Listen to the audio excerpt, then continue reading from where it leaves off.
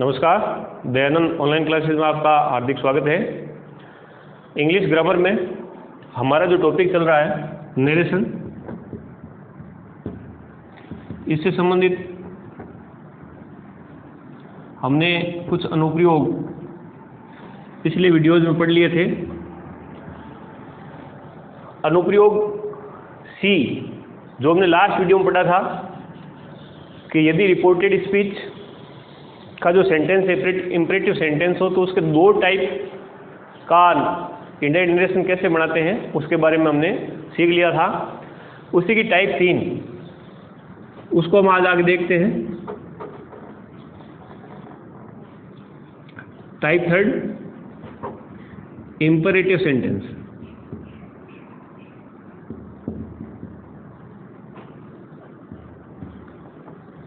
यदि reported speech के रूप में टाइप 3 का सेंटेंस आता है तो हमें किस प्रकार से इनडायरेक्ट स्पीच या इनडायरेक्ट नरेशन उसका करना है। तो इसके लिए जो जनरल रूल्स हैं सबसे पहले हम उन्हें देखते हैं। रिपोर्टिंग वर्ब, फर्स्ट रूल इसका होगा, रिपोर्टिंग वर्ब में आई हुई वर्ब सेड को या सेड टू को रिक्वेस्टेड,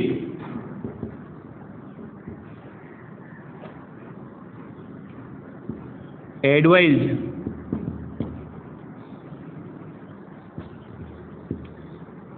सजेस्टेड इत्यादि में बदल देते हैं।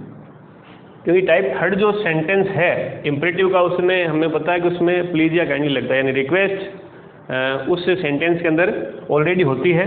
तो हम उसे 3 रूप दे सकते हैं, या तो हम उसे प्रार्थना के रूप में एडवाइज का रूप दे सकते हैं, या फिर हम सलाह के रूप में एडवाइज का दे सकते हैं, और सुझाना या सुझाव देना सजेस्टेड।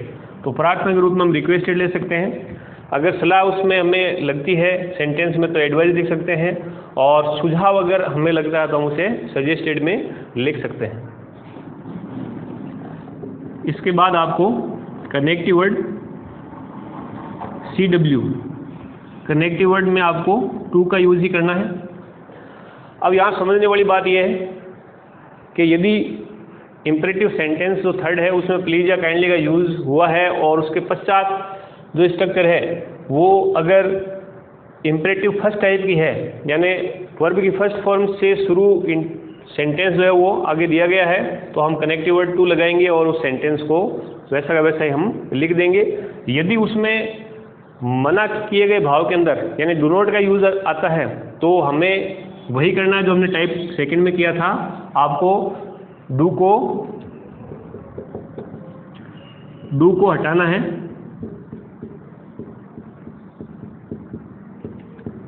और नॉट को टू से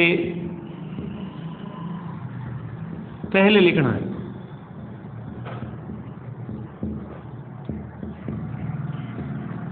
ये रूल हम तभी अप्लाई करेंगे जब जो अंदर सेंटेंस है या रिपोर्टेड स्पीच जो सेंटेंस है उसमें मना किया गया हो, डू नॉट का यूज हो, तो हमें डू को हटाना है और नॉट को जो कनेक्टिव वर्ड टू लगेगा उस टू से पहले लिखना है। तो हम कुछ एग्जांपल लेते हैं, उनसे ये चीज़ जो है आसानी से हम यहाँ समझ लेंगे।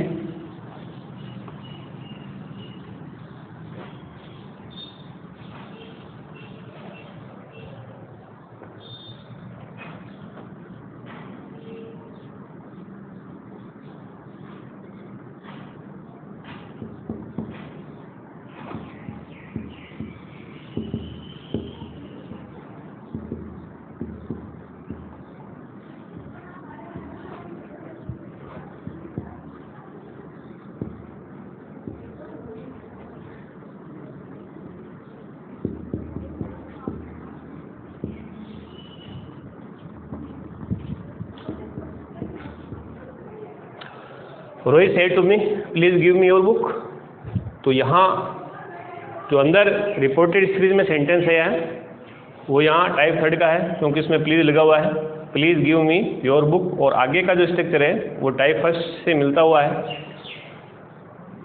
रोहित ने मुझसे कहा कृपया मुझे तुम्हारी किताब दो, तो यहाँ हम कह सकते हैं कि रोहित के द्वारा रिक्वेस्ट की गई है, तो सेंटेंस होगा रोहित रिक्वेस्टेड, रोहित रिक्वेस्टेड मी। अब आपको ये प्लीज़ और जो काइंडली वर्ड है इनको हम हटा देते हैं, इनका कोई यूज़ नहीं किया जाता है क्योंकि हमने सेड टू जो वर्ब है उसे इसके जो सेंस के अंदर है उसे बदल दिया है। फिर आपको यहाँ आगे देखना है, आगे यहाँ टाइप फर्स्ट की स्ट्रक्चर है तो कनेक्टिव टू। अब आपको मी और योर दोनों ही प्रोनाउन इन्हें चेंज करना है। मी फर्स्ट पर्सन प्रोनाउन है, रोहित के अकॉर्डिंग से चेंज करेंगे, हिम में चेंज हुआ, और योर सेकंड पर्सन प्रोनाउन है, मी के अकॉर्डिंग से चेंज करेंगे तो माई में चेंज होगा, और इसके पश्चात बुक, और ये जो सेंटेंस है हमने कंप्लीट कर लिया। प्रोनाउन चेंज कैसे होते हैं ये हमने जो पिछले वीडियोस थे और स्टार्टिंग जो हमारा वीडियो था उसमें अच्छे से ये हमने समझ लिया था।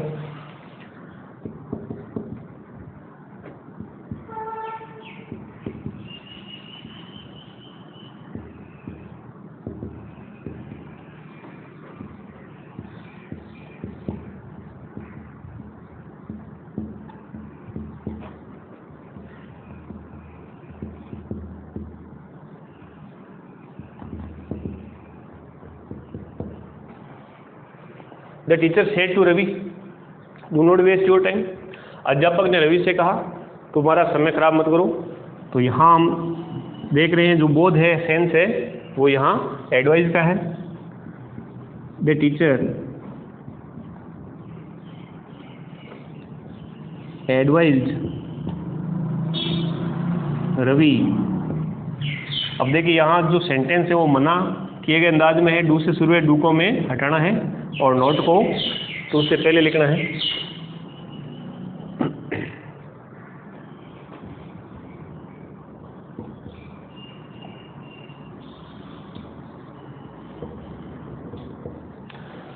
इसे हम लेते हैं do not waste your time, please कृपया तुम्हारा समय बर्बाद मत करो। तो द टीचर एडवाइज रवि, अब डू को हटाएंगे और टू को नोट के पश्चात लिखेंगे, not to waste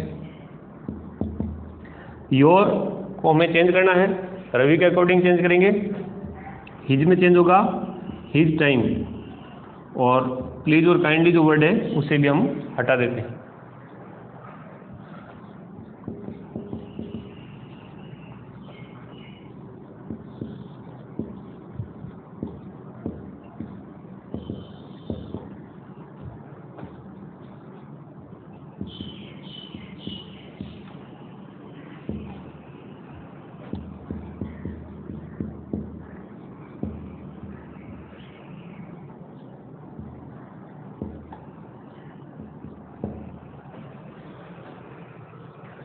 the man said to me, आदमी ने मुझसे कहा please tell me your name, कृपया मुझे तुम्हारा नाम बताओ। तो इसमें जो बोध है हम सजेशन का भी ले सकते हैं या सुझाव दिया, या हम रिक्वेस्ट का भी ले सकते हैं। तो हम इसे सजेशन के रूप में लेते हैं। The man suggested me, please या काइंडली को हम हटाएंगे, उसके बाद में कनेक्टिव वर्ड टू लगाएंगे, टू टेल। अब मी को द मैन के अकॉर्डिंग चेंज करेंगे, हिम में चेंज होगा, और योर को मी के अकॉर्डिंग चेंज करेंगे, माई में चेंज होगा माई नेम। तो इस प्रकार से टाइप थर्ड का सेंटेंस अगर रिपोर्टेड स्पीच के रूप में आता है तो उसे हम आसानी से इनडायरेक्ट नरेशन में चेंज कर सकते हैं। हमें इसमें विशेष ध्यान ये रखना है जो प्लीज़ और काइंडली वर्ड अंदर आता है उसे हम हटाएंगे। इसके अलावा हमें जो दो टाइप हमने इससे पहले वाली पढ़ी थी उसी के अकॉर्डिंग जो है आगे चलना है। नेक्स्ट हम लेते हैं अनुप्रयोग डी। काफ़ी इम्पोर्टेंट है ये, एग्ज़ाम की दृष्टि से भी काफ़ी अच्छा टॉपिक है और इंटरेस्टिंग टॉपिक है। यहाँ हम अनुप्रयोग डी में लेट से शुरू इम्परेटिव जो सेंटेंस होते हैं वो यदि रिपोर्टेड स्पीच के रूप में आते हैं तो उन्हें हमें किस प्रकार से चेंज करना है।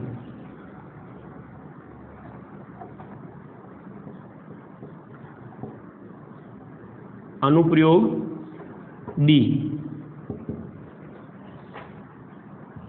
यदि अंदर यानी कि लेट से शुरू इम्परेटिव सेंटेंस हो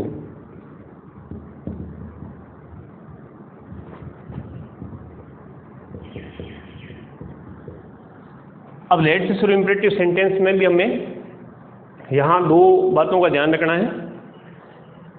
लेट से शुरू इम्परेटिव सेंटेंस के पश्चात यदि अस हो तो अलग रूल्स अप्लाई होंगे, और यदि लेट के पश्चात अस को छोड़कर कोई अन्य प्रोनाउन हो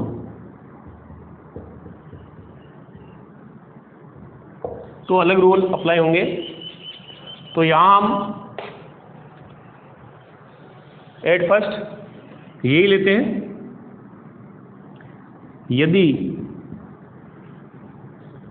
लेट के पश्चात अस प्रोनाउन आया हो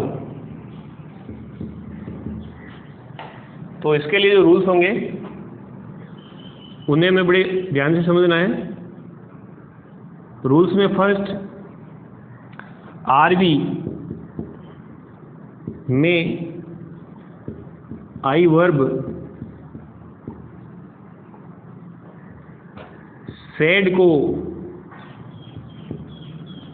आपको सजेस्टेड या प्रोपोज्ड में चेंज करना है। सेकेंड रूल कनेक्टिव वर्ड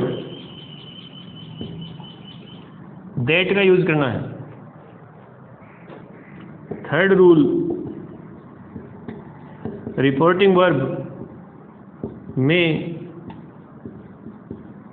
आए हुए लेट को हटाना है।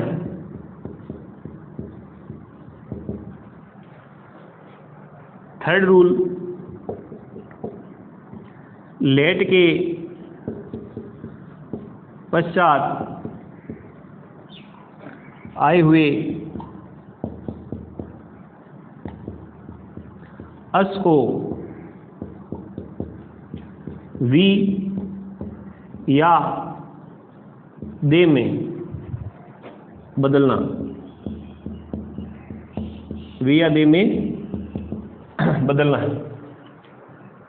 अब वी या दे में हम कैसे बदलेंगे, इसको हमें बड़े अच्छे तरीके से समझना है कि आपको जो अंदर लेट के पश्चात अस आता है, क्योंकि लेट के तुरंत बाद में अस होगा, तो उस अस को हम वी या दे में बदलते हैं। तो वी या दे में आपका बदलोगे, ये बड़ी इंपॉर्टेंट यहाँ चीज़ है कि जो रिपोर्टिंग वर्ब है उस रिपोर्टिंग वर्ब का सब्जेक्टिव और ऑब्जेक्टिव केस देखना है।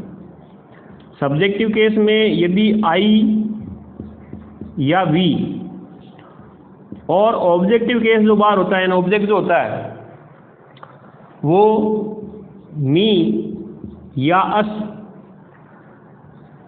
इनमें से इन चारों में से कोई एक भी अगर उपस्थित है बाहर, यदि सब्जेक्टिव केस के रूप में आई या वी या ऑब्जेक्टिव केस में मी या अस, अगर इन चारों में से कोई भी एक उपस्थित हो, दो भी हो सकते हैं, कोई भी एक उपस्थित हो तो आपको अंदर आए हुए अस को वी में चेंज करना है। इसके अलावा अगर बाहर जो सेंटेंस है यानी रिपोर्टिंग वर्ब है उसमें सब्जेक्टिव केस और ऑब्जेक्टिव केस इन चार को छोड़ करके अन्य कोई भी आया हो तो हमें उसे दे में बदलना है। ये बात हमें बड़े ध्यान में रखते हुए इनडायरेक्ट नरेशन करना है। इसके बाद फिफ्थ रूल और लास्ट रूल ये है कि आप जो वी या दे बनाओगे, उस वी या दे के बाद वी या दे के पश्चात हेल्पिंग वर्ब शुड लिखेंगे।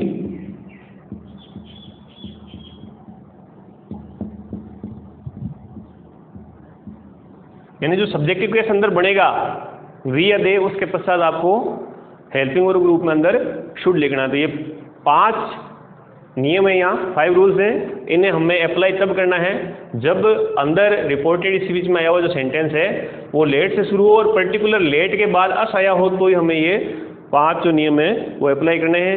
अब हम कुछ सेंटेंस लेते हैं जिनसे ये बड़ी आसानी से हम समझ जाएंगे।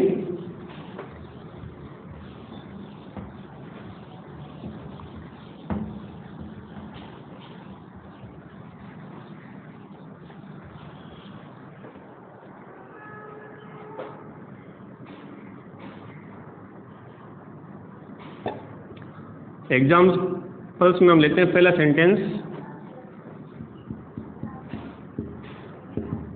मोहित said to me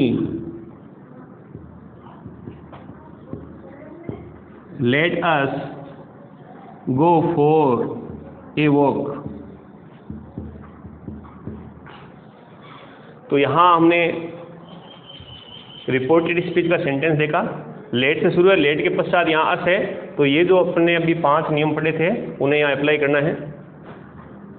तो इनडायरेक्ट नरेशन होगा, मोहित, अब सेटू को आपको सजेस्टेड में या प्रपोज्ड में बदलना होता है, हमने सजेस्टेड में चेंज कर दिया, सजेस्टेड मी। इसके बाद कनेक्टिव वर्ड हमने सेकंड रूल पढ़ा था, अभी आपको दैट का यूज करना है। अब इसके पश्चात थर्ड नियम हमने पढ़ा था कि लेट को हटाना है, तो इस वाक्य में से इस लेट को हम हटाएंगे। इसके बाद जो फोर्थ रूल था, चौथा नियम था, उसके हिसाब से हमें अस को वी या दे में चेंज करना है। तो हमने ये पढ़ा था कि यदि बाहर जो सेंटेंस है उसके सब्जेक्टिव केस या ऑब्जेक्टिव केस में आई, मी, वी और अस, इन चारों में से कोई भी एक मौजूद हो, तो हम यहाँ देख रहे हैं मी मौजूद है, तो मी है, तो इस स्थिति में हम इसे वी में चेंज करेंगे। और उस वी के पश्चात हमें क्या करना है, मॉडल या हेल्पिंग वर्ब शुड यूज लेनी है, दैट वी शुड। उसके पश्चात अगर कोई चेंजेज है प्रोनाउन का या टेंस का तो हम करेंगे, नहीं तो नहीं करना है, गो फॉर ए वॉक। तो इस प्रकार से हमने इसका इनडायरेक्ट नरेशन तैयार किया। नेक्स्ट,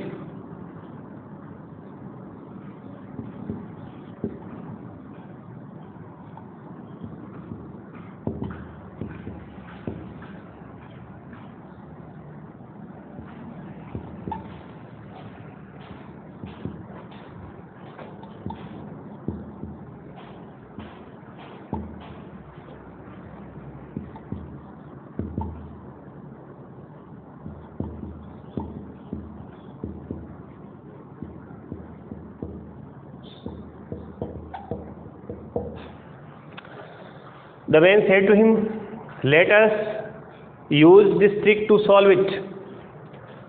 अब हम अंदर देख रहे हैं लेट से शुरू है, लेट के पश्चात अस है, तो नियम अप्लाई करते हैं। सेड टू को सजेस्टेड या प्रोपोज्ड में से किसी एक में आप चेंज करो।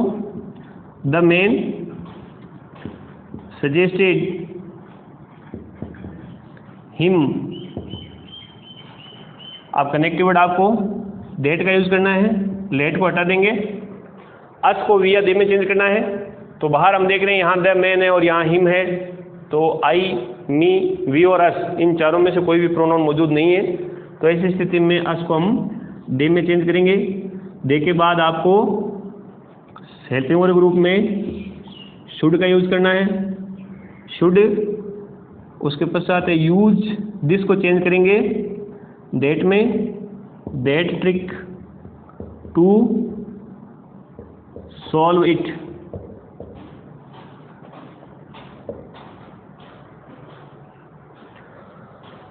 एक दो हम और सेंटेंस ले लेते हैं।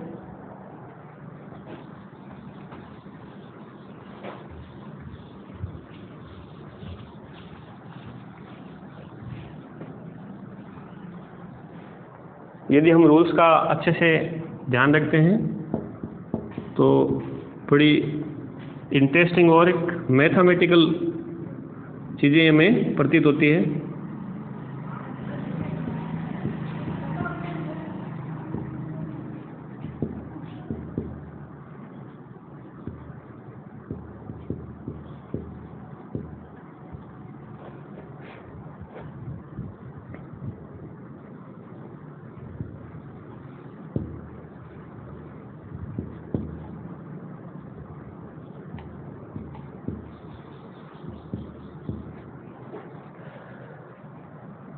Mother said to us let us eat food now. माँ ने हमसे कहा हमें अब भोजन कर लेना चाहिए या अब हम भोजन करें। तो यहाँ हम कह सकते हैं सुझाव दिया या प्रस्ताव रखा। मदर प्रोपोज्ड अस, कनेक्टिव हम दैट लगाएंगे, लेट को हटाएंगे, अस को हमें चेंज करना है तो हम यहाँ बाहर देख रहे हैं अस आया हुआ है, चेंज करेंगे वी में। We should eat food, now को चेंज करेंगे देन में।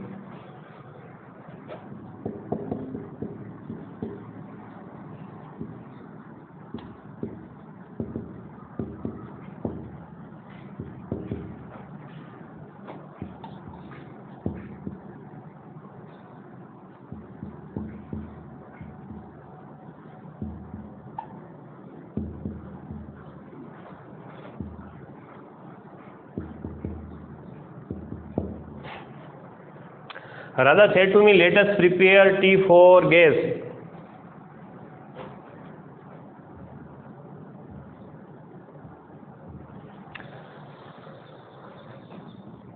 अब इससे हम चेंज करेंगे राधा सजेस्टेड या proposed me that, लेट को हटाएंगे, अस को चेंज करना है, बाहर मी है, चेंज होगा वी में। We should prepare tea for guest. तो इस प्रकार से हम आसानी से इसका इनडायरेक्ट नरेशन तैयार कर लेंगे। तो आज इस क्लास में हमने इम्परेटिव की जो टाइप थर्ड है उसके बारे में पढ़ा कि किस प्रकार से उसका इनडायरेक्ट नरेशन तैयार करेंगे। इसके अलावा एक इम्पोर्टेंट चीज़ आप हमने पढ़ी है, ये जो रूल है वो हम अगली हमारी जो क्लास होगी उसमें देखेंगे। अभी हमने देखा कि लेट से शुरू यदि इम्परेटिव सेंटेंस इनडायरेक्ट स्पीच में हमें बनाने हैं, रिपोर्टिंग वर्ब और रिपोर्टेड स्पीच। रिपोर्टेड स्पीच में अगर लेट से शुरू इम्परेटिव सेंटेंस आते हैं उसके पश्चात अस हो तो इस प्रकार से हमें नियम अप्लाई करते हुए इनडायरेक्ट नरेशन तैयार करना है। तो हमारी जो क्लासें हैं उनके माध्यम से आपको काफ़ी कुछ सीखने को मिल रहा होगा, हमारी यही आशा है। इनका आप फ़ायदा उठाएं, बच्चे जो हैं उन्हें इन क्लासों के लिए बिठाएं, उन्हें दिखाएं और जो कॉपीज़ हैं वो भी आप उस तरह से उन बच्चों को उपलब्ध करवा दें ताकि वो इन्हें लिख सकें और इस समय का जो है अच्छा उपयोग किया जा सके। आज के लिए इतना ही। जय हिंद, जय भारत।